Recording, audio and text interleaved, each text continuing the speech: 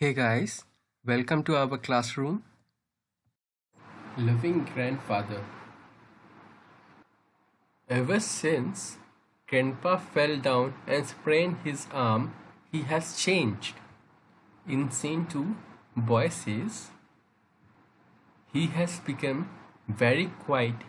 He does not even speak to us. Scene 1 में लड़की कहती है, जब से दादाजी गिरे हैं तब से वो बदल गए हैं. स्प्रेन यानी मोच आना.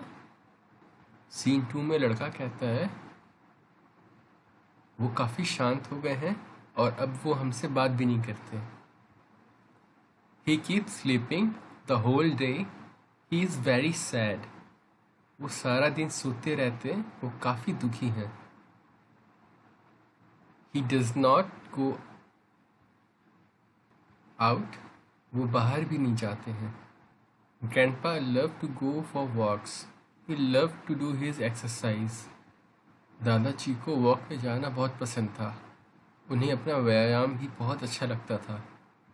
We must try to make him go for a walk with us and do some exercise in the park. हमें कोशिश करनी चाहिए कि वो एक वॉक पे जाए हमारे साथ और कुछ एक्सरसाइज भी कर ले पार्क में.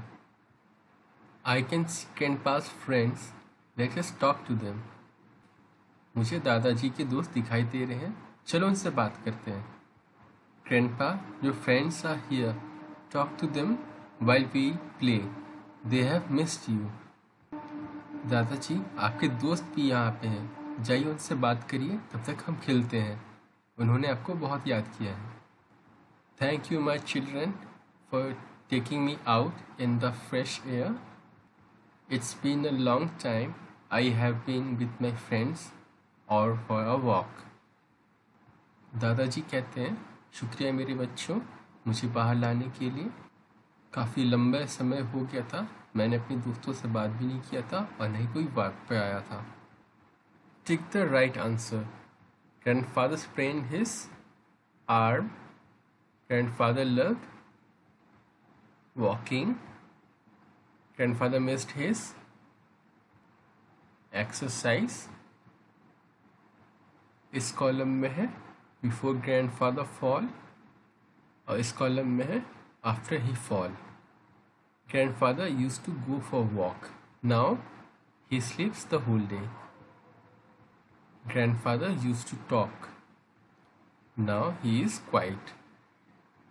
Grandfather met many friends. Now he does not meet any friends. Please subscribe my channel and motivate me to make more videos.